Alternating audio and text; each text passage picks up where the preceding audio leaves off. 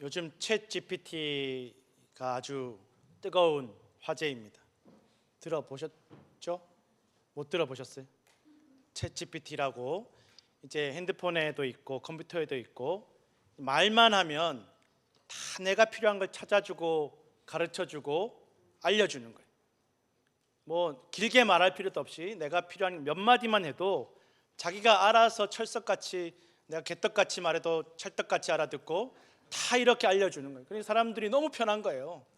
학생들도 심지어는 요즘 숙제도 다 챗 GPT한테 야 내가 이렇게 숙제해야 되니까 숙제 좀 해줘 그러면 다 해준다라는 거예요. 뭐 대학원의 박사님들도 논문 쓰는 다 챗 GPT한테 해달라 그러다 걸려가지고 이렇게 뭐 학위가 박탈되기도 하고 뭐 요즘 너무너무 화제라는 이 인공지능 사람이 만든 이 컴퓨터 시스템이 너무너무 편리하게 발달하고 있다는 것입니다. 내가 필요한 거, 내가 원하는 말, 내가 듣고 싶은 말들을 그렇게 다 잘 이야기를 해준다는 것입니다. 얼마나 이게 발달을 하는지 그냥 어떤 지식, 정보만 가르쳐 주는 게 아니라 요즘 이 인공지능이 시도 쓰고 음악도 작곡을 하고 별의별 걸 다 한다는 거예요. 그래서 학자들이 인공지능이 어디까지 발달할 건가 연구를 해보니까 이제 앞으로는 의사도 인공지능이, 간호사도 인공지능이, 또 판사도 다 인공지능이, 심지어 정치인도 다 인공지능이 대체하는 시대가 온다라는 것입니다. 기존에 사람들이 하던 그 일들이 그 잡에서 사람들이 뽑혀져 나가는 시대가 온다라는 거예요. 심지어 요즘 어떤 교회에서 어떤 장로님들은 챗 GPT에서 기도문을 쓰시는 분도 있대요. 그리고 뭐 장로님들만 그러냐? 목사님들도 챗 GPT한테 말하면 설교문을 다 써준대요. 저는 아닙니다. 저는 절대 아니니까 의심하지 마시고. 조금 불안하긴 해요. 저도 뽑혀져 나갈까 봐. 그런 시대가 되었다라는 것입니다. 심지어 유럽의 어떤 성당에서는, 가톨릭 성당에서는 이 인공지능 챗 GPT를 설치해서 기존의 신부님들이 하던 그 고해성사와 상담을 이 인공지능을 통해서 하도록 테스트를 해봤다라는 거예요. 그런데 원래 한 1년 정도 테스트 해보려고 그랬는데 한 두세 달 만에 중단을 시켰습니다. 왜 중단시켰냐? 문제가 생겨서 중단시킨 게 아니라 성도들이 너무 은혜를 받는 거예요. 사람보다 낫다라는 거예요. 신부님보다 훨씬 더 낫다라는 거예요. 내가 듣고 싶은 얘기 다 해주고 나 가려운데 다 긁어주고 나를 위로해주고 너무 좋더라는 거예요. 그러면서 점점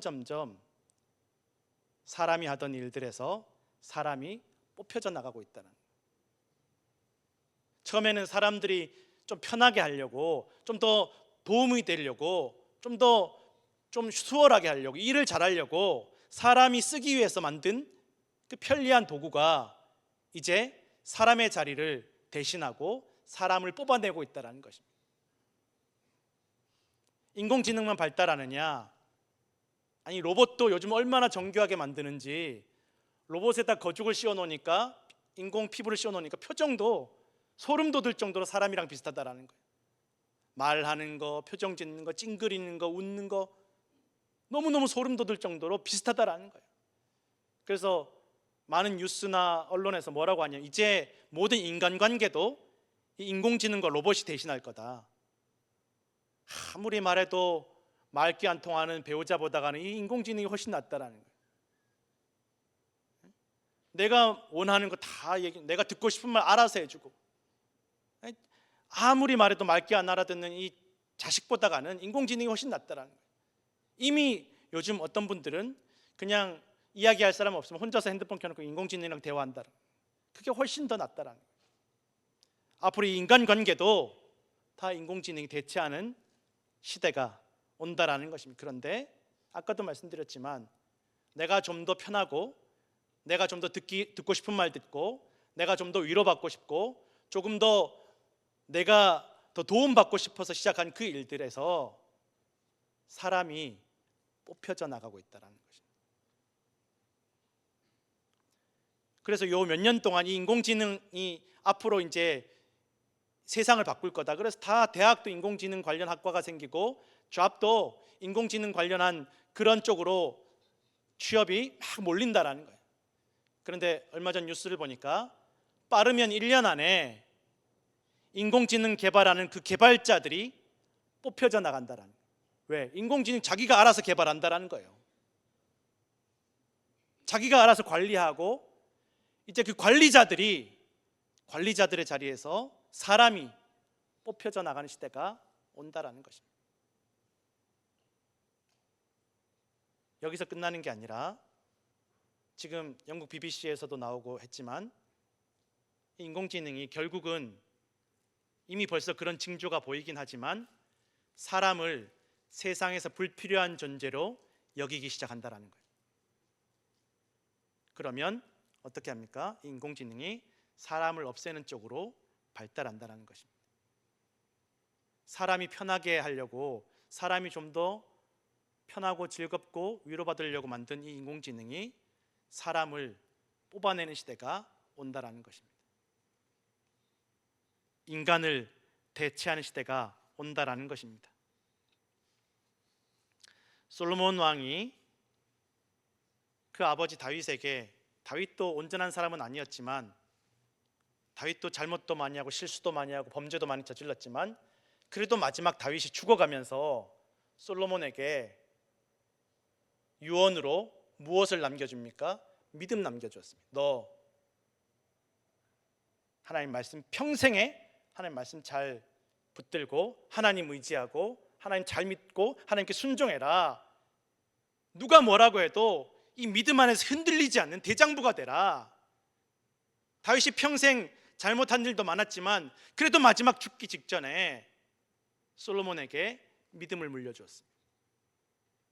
그리고 그 믿음을 물려받은 솔로몬이 왕이 되자마자 하나님 의지하고 하나님 말씀 붙잡고 기도하고, 그래서 하나님께서 솔로몬에게 지혜도 주시고 부귀 영화와 권력을 주시고 수많은 백성들이 솔로몬 말 한마디에 움직이는 놀라운 은혜를 주셨다라는 거예요. 문제는 솔로몬이 그 하나님 주신 그 은혜를 잊어버리고 자기가 인간적으로, 정치적으로, 인간관계로, 시스템과 제도로 하나님 주신 이것들을 지키려고 했다라는 것입니다. 하나님이 주셨는데, 하나님께서 지켜주시고 돌보아 주셨는데 자기가 지키려고 했다라는 거예요. 그러다 보니까 점점 하나님과 멀어졌습니다. 내가 이거 하나님 주신 거 이거 지켜야 되니까, 하나님 주신 이 복을 지켜야 되니까, 하나님 주신 이 사업 지켜야 되니까, 하나님 주신 이 비즈니스 지켜야 되니까, 하나님 주신 이것들, 이 사람들을 내가 지켜야 되니까 정작 하나님과는 멀어져 버렸다라는 거예요. 그리고 솔로몬 말년에는 하나님께서 직접 솔로몬에게 몇 번이나 돌아오라고 말씀하셨음에도 솔로몬이 완전히 타락하고 우상숭배 쪽으로 가버렸다는 것입니다. 그러니 솔로몬이 말년에 그렇게 전무후무하게 타락해버렸으니 그 아들 후계자 르호보암에게 믿음을 물려주지 못한 거예요. 솔로몬의 아들 르호보암, 그 후계자 르호보암은 아버지 솔로몬에게 권력도 나라도 땅도 재산도 다 물려받았어요. 그런데 믿음은 물려받지 못했어요. 기도 물려받지 못했어요. 말씀 물려받지 못했어요. 그러니 이 르호보암 왕이 문제가 생겼을 때 백성들이 찾아와서 우리 너무 힘드니까 이 짐을 좀 내려놓게 해달라고, 사실 별것 아닌 문제인데, 나라가 흔들릴 만큼의 문제가 아닌데, 이 르호보암 왕이 할아버지 다윗처럼, 아버지 솔로몬처럼 하나님께 묻지 않고, 하나님 의지하지 않고, 하나님 뜻을 구하지 않고, 자기와 어릴 때부터 자랐던 그 친구들, 자기 듣고 싶은 이야기 해줄 수 있는 친구들, 자기 가려운 데 긁어줄 수 있는 친구들, 자기가 제일 편한 친구들, 자기 뜻대로 움직일 수 있는 그 친구들의 이야기를 들었다라는 거예요. 나 듣고 싶은 이야기 해주고, 어떻게 내 마음을 이렇게 잘 알았지? 나도 그렇게 생각했는데, 그렇지, 그렇게 해야지. 하나님께 묻지 않습니다. 기도하지 않습니다. 하나님 말씀 보지 않습니다. 그렇게 아버지 솔로몬이 물려준 그 부귀영화와 권력과 모든 것들을 자기가 움켜쥐려고 했다라는 것입니다. 하나님 주셨는데, 하나님께서 그 할아버지 다윗과 그 아버지 솔로몬에게 주신 것인데 하나님을 잊어갔다라는 것입니다. 결국 그 아버지의 신하였던 여로보암이 반란을 일으킵니다. 그래서 르호보암과 이 온 이스라엘이 다 나라가 망하기 직전까지 가는 거예요. 이 르호보암도 죽기 직전까지 가는 거예요. 나라가 완전히 여로보암이 다 빼앗아가기 직전까지 가는 것입니다. 그러나 하나님께서 그 할아버지 다윗의 믿음을 기억하셔서 르호보암의 생명을 살려주시고 예루살렘 성을 남겨주셨다, 성전을 남겨주셨다라는 것입니다. 하나님께서 살려주시고 구원해 주시고 남겨주셨다라는 것입니다. 그리고 이 르호보암에게서 온 나라를 다 빼앗아갔던 10분의 9를 다 빼앗아갔던 여로보암에게 하나님의 선지자가 찾아와서 이 솔로몬과 르호보암이 하나님께 범죄해서 하나님을 떠나서 하나님께서 이 나라를 당신에게 주었으니까 당신이라도 하나님 잘 믿으면, 하나님 말씀 잘 붙잡으면, 예배하고 기도하면 하나님께서 이 나라를, 이 왕위를 당신과 당신의 자손들에게 계속 있게 해주실 것이다, 지켜주실 것이다, 돌보아 주실 것이다 약속했다라는 것입니다. 그런데 여로보암도 이것을 잊어버립니다. 자꾸 불안해집니다. 걱정이 됩니다. 왜 걱정되고 불안하냐? 보니까 자기가 더 많은 땅과 사람들을, 더 많은 재물을 다 가지고 왔지만 자꾸 사람들이 저 예루살렘에 예배하러 가는 거예요. 불안한 거예요. 이러다가 자꾸 예배하러 가다가 저기 자꾸 다시 예루살렘으로 돌아가는 거 아닌가? 나한테서 마음이 떠나가는 거 아닌가? 내가 저 사람들 어떻게든 붙잡아야 되는데, 저 사람들의 마음을 붙잡아야 되는데, 예배 드리러 가지 않도록 내가 끌어당겨야 되는데, 예배 드리는 것 때문에 내 권력이 위험해질 텐데 불안했다라는 것입니다.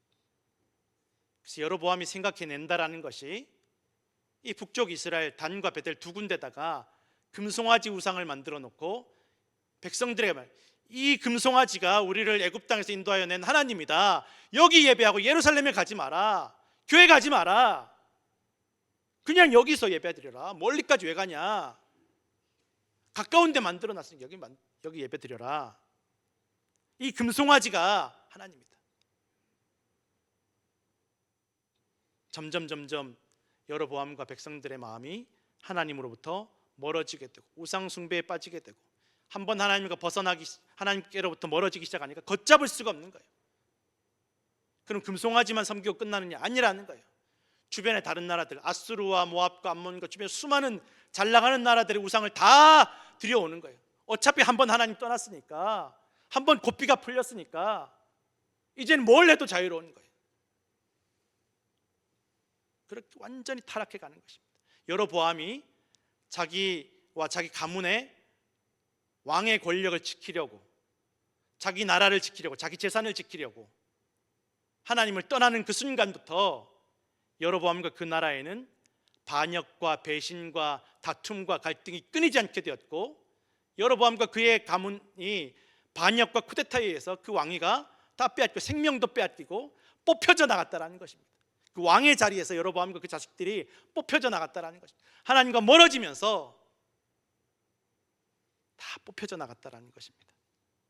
여로보암 입장에서는 자기가 참 지혜롭다고 생각했을 거예요. 백성들의 마음을, 사람들을 붙잡았다고 생각했을 거예요.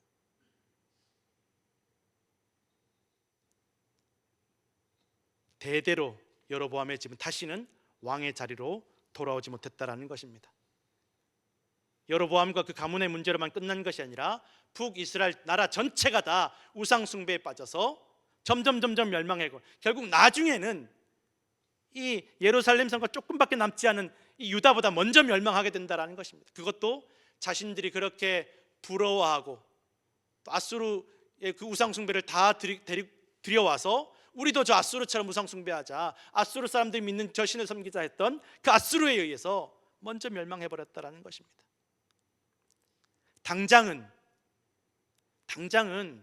저 예루살렘 성전에 예배하러 가지 않고 당장은 지금 여기서 그냥 우리끼리 예배하고 우상 숭배하고 금송아지 섬기고 아수르 사람들 주변에 잘 나가는 사람들을 본받아서 저 사람들이 하는 대로 저 사람들 하는 대로 우리도 우상 숭배하고 세상적으로 놀고 그렇게 하면 당장은 잘 나가는 것 같지만 결국은 그 길이 멸망과 사망의 길이었음을 우리는 성경을 통해서 알 수 있다는 것입니다.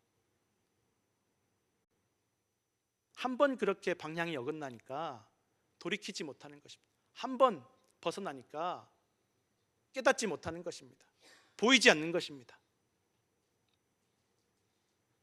이 아모스 선지자는 이 북이스라엘이 우상 숭배에 빠졌지만 당장은 잘 나가고 있을 때, 당장은 나라에 아무 문제가 없을 때, 그리고 지금 당장은 저 남쪽 유다와 원수지간이 되었을 때 이 남쪽 유다에서 크게 농사를 짓던 농장주였어요. 뽕나무 농사를 짓는 농장주였습니다.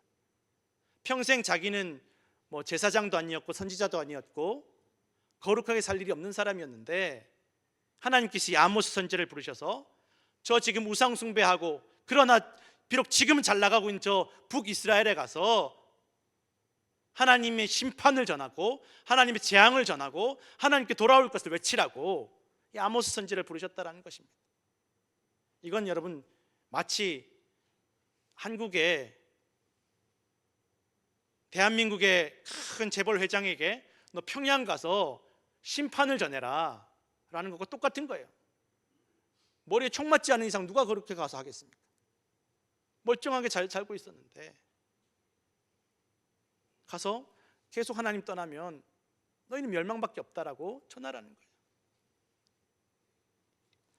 아모스가 이 말씀에 순종하여서 이 북이스라엘에 가서 단순히 그냥 북이스라엘 백성들에게만 말씀을 전하는 것이 아니라 주변의 수많은 나라들, 이 이스라엘로 하여금 우상 숭배에 빠지게 만든 모든 나라들에 대해서 심판과 재앙을 선포하였다라는 것입니다. 아무도 그 말을 귀담아 듣지 않습니다. 당장 지금 잘 나가니까, 지금 당장 좋으니까, 지금 당장 즐겁고, 지금 당장 풍족하니까 아무도 아모스의 말을 귀담아 듣지 않습니다. 누가 봐도 저 아모스라는 사람은 제정신이 아닌 것처럼 보이니까, 지금 현실과 상황과는 너무 맞지 않으니까, 저 사람이 하나님의 말씀이라고 하는 말이 지금 현실과 상황과 너무 맞지 않으니까, 우리 지금 잘 살고 있는데 좀 무슨 소린가? 성도 여러분, 복음은, 하나님의 말씀은, 성경은 지금 당장의 눈앞의 현실에 대한 말씀이 아니라 세상과 인생의 방향과 결말에 대한 말씀임을 우린 반드시 기억해야 된다는 것입니다. 지금 어떤 방향으로 가고 있느냐, 어떤 길로 가고 있느냐, 그 결말이 무엇이냐, 그것이 복음의 핵심이라는 것입니다. 또한 하나님께서는 아모스 선지를 통해서 심판과 재앙만 선포하시는 것이 아니라 너희가 하나님께서 때가 되면 너희를 다 회복시키실 것이다. 너희가 그렇게 좋아하던 아수르와 그 우상 숭배자들에 의해서 너희가 다 뽑혀져 나갈 것이지만, 그러나 하나님께서 너희를 다시 회복시키시고 두 번 다시 뽑혀 나가지 않도록 지켜주실 것을 선포하셨다라는 것입니다. 성도 여러분, 오늘날 우리는 참 불안한 시대를 살고 있습니다.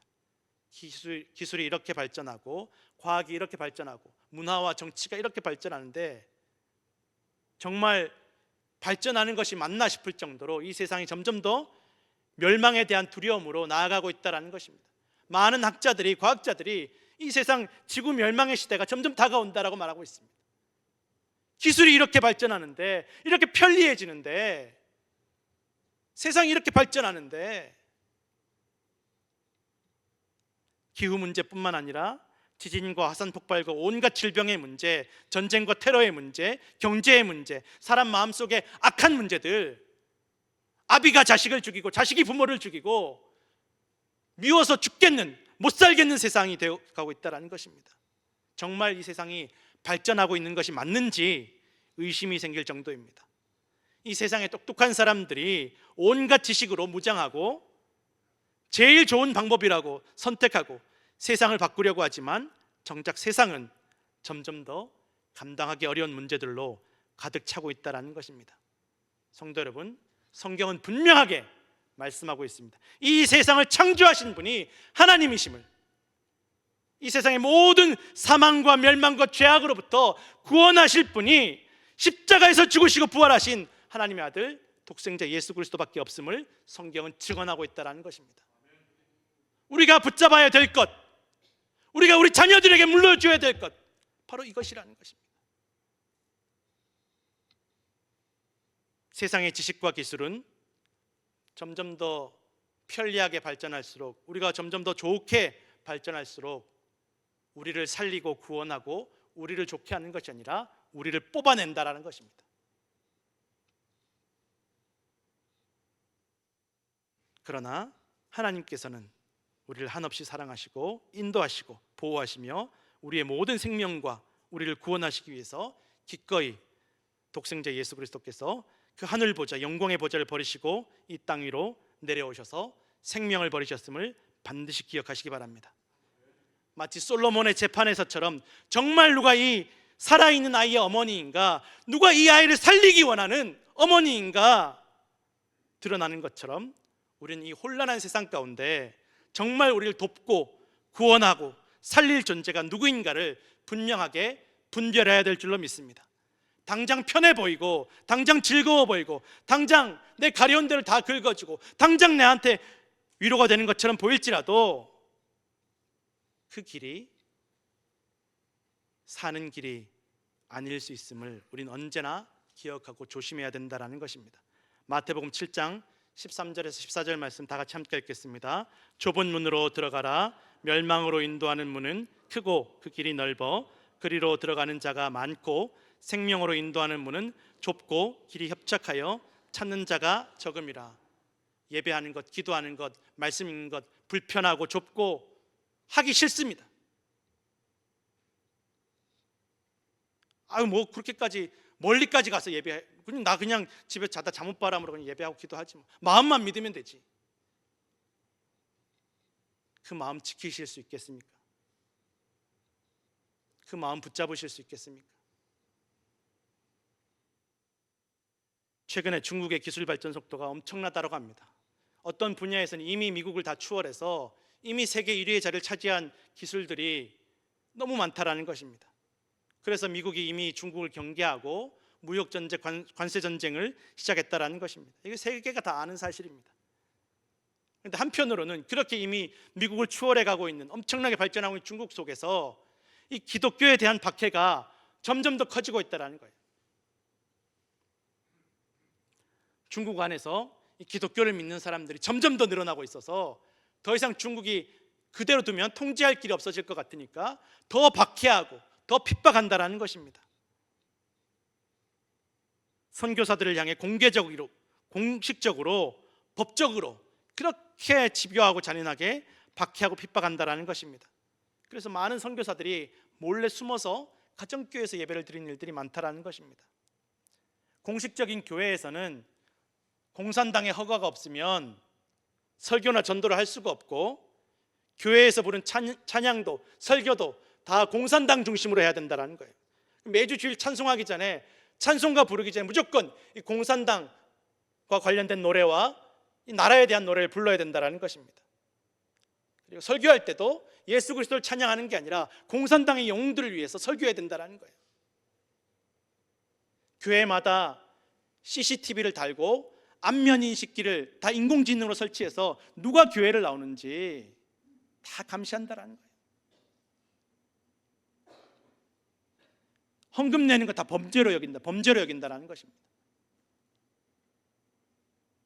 가정교회에서 헌금함을 놓았다는 이유로 많은 목회자들이 체포되었다는 것입니다. 무슨 죄목으로 체포되었냐? 사기죄라는 거예요. 사기죄라는 거예요.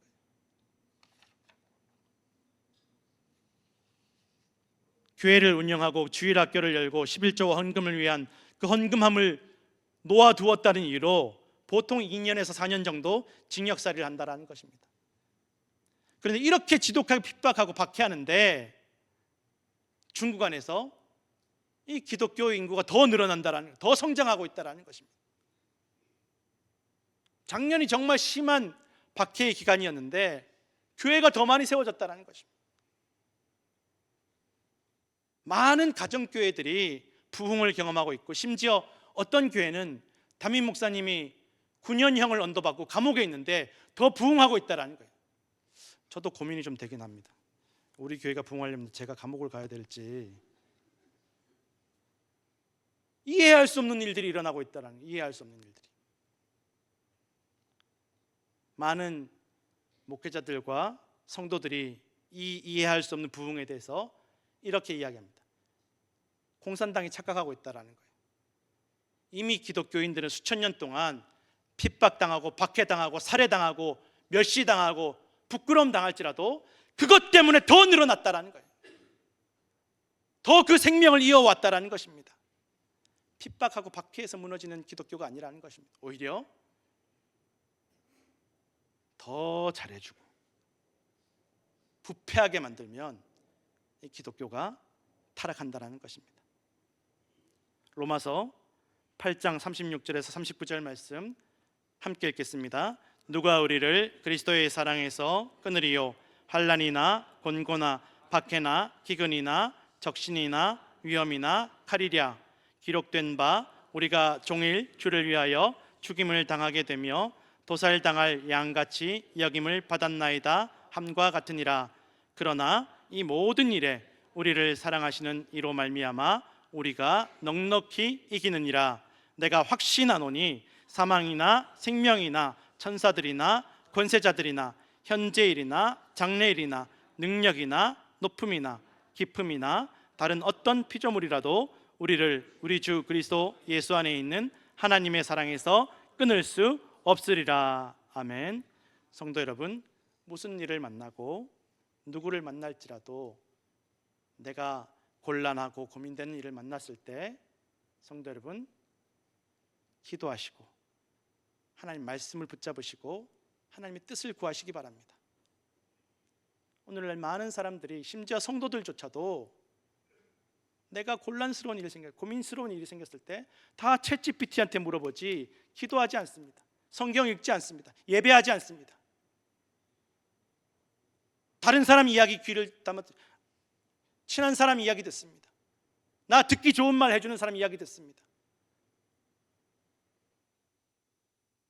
성도 여러분, 좁은 문으로 들어가기 위해서, 생명의 문으로, 구원의 문으로 들어가기 위해서 힘쓰시기 바랍니다. 그리하여 주님의 구원과 사랑을 누리시는 성도들 되시기를 간절히 축원합니다.